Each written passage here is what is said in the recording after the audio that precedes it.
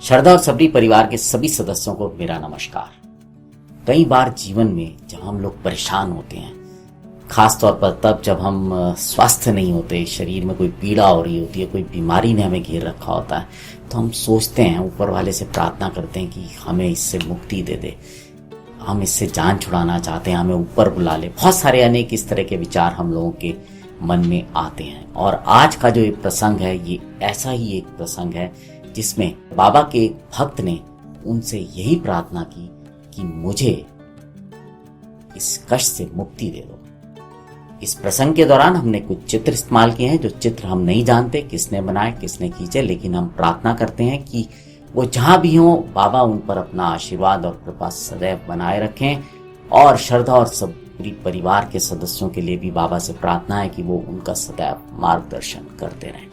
तो प्रसंग इस प्रकार का है कि एक बार बाबा के एक भक्त जिनका नाम डॉक्टर पिल्ले था, शिरडी आए हुए थे। और शिरडी में जब वो रह रहे थे तो उस समय के दौरान उनको नासूर का एक बीमारी होती है, जिसमें शरीर में एक कीड़ा आ जाता है और वो बहुत ही कष्टदायक होता है, बहुत पीड़ादायक होता है।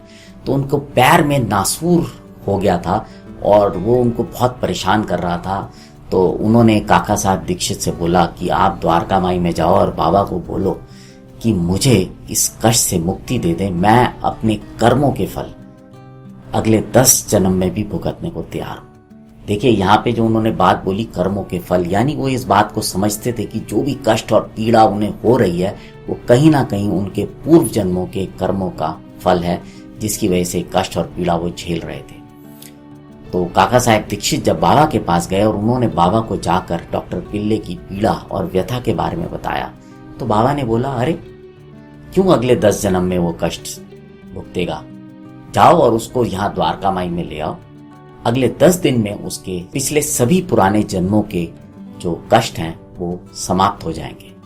अब डॉक्टर पिल्ले को लाने की समस्या थी, क्योंकि वो खुद चल के आ नहीं सकते थे, इसलिए उनको एक व्यक्ति अपनी पीठ पर रखकर काका साहब दीक्षित के साथ द्वारका माई में ले आया। बाबा डॉक्टर पिल्ले से बहुत स्नेह करते थे और डॉक्टर पिल्ले का भी बाबा से बहुत स्नेह था। जब भी वो शिरडी जाते थे तो सदैव उनका प्रयास रहता था कि बाबा के नजदीक बैठे, उनसे बात करें, कुछ ना कुछ उनके जो होता है ना, जैसे एक भक्त की इच्छा होती है कि अपने प्रभु से संपर्क में रहे, ऐसे डॉक्टर पिल्ले का था और बाबा भी उन पे स्नेह करते थे। तो इसलिए जब डॉक्टर पिल्ले को द्वारका माई लाया गया तो बाबा ने उनको अपने साथ जो है गद्दी के नीचे साथ बैठा लिया और बोला कि तुम परेशान मत हो, अभी थोड़ी देर में तुम्हारी सारी पीड़ा ठीक हो जाएगी।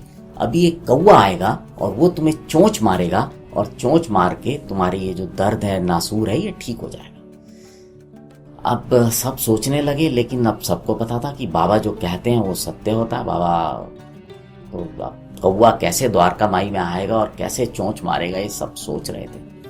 तभी बाबा के एक भक्त जिनका नाम अब्दुल था, जिनका कि अब अगर आप शिरडी जाते हो तो द्वारका माई के नज़दीक आपने देखा होगा अब्दुल्ला बाबा की समाधि भी वहाँ पे बनी हुई है। वो द्वारका माई की जो सफाई वगैरह किया करते थे, वो द्वारका माई में आए और सफाई वगैरह करने लगे।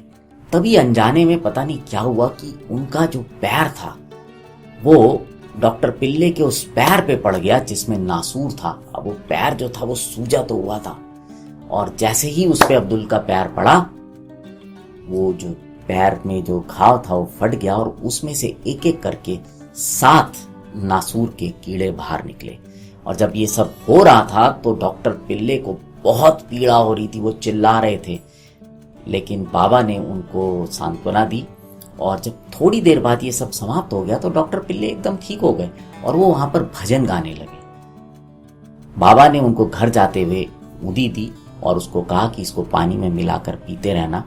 और जैसा कि बाबा ने बोला था, 10 दिन के अंदर ही डॉक्टर पिल्ले पूर्ण रूप से स्वस्थ हो गए। तो अब आप सोच रहे होंगे कि इस सब में कौवा तो आया नहीं। और यही प्रश्न डॉक्टर पिल्ले ने बाबा से भी किया कि बाबा, अब ये नासूर तो निकल गया, पर कौवा कहाँ आया? तो बाबा बोले, अब कौवा नहीं आएगा, वो अब्दुल आया था ना, वही तो कौवा था, उसी ने तुम्हारे पैर पर पैर रखा और वो फट गया घाव और कीड़े बाहर निकल गए। तो आपने सुना है प्रसंग। तो इसमें जो सबसे महत्वपूर्ण बात है वो ये है कि जब भी हम परेशान हो, किसी प्रकार के कष्ट से गुजर रहे हो, तो तो हमें अपने गुरु से, अपने भगवान से प्रार्थना करनी चाहिए कि वो हमें इस कष्ट से निकलने का मार्ग दिखाएं, रास्ता दिखाएं। और अगर आपकी प्रार्थना में प्रेम है और श्रद्धा है तो विश्वास कीजिए कि आपको मार्ग जरूर मिलेगा। अब आपसे विदा लेते हैं। अगर आज की एक प्रसंग अच्छा लगा हो तो इसे और भी लोगों के साथ साझा कीजिएगा। श्रद्धा और सबरी परिवार के साथ जुड़े रहिए, इसको और बड़ा कीजिए। नमस्कार।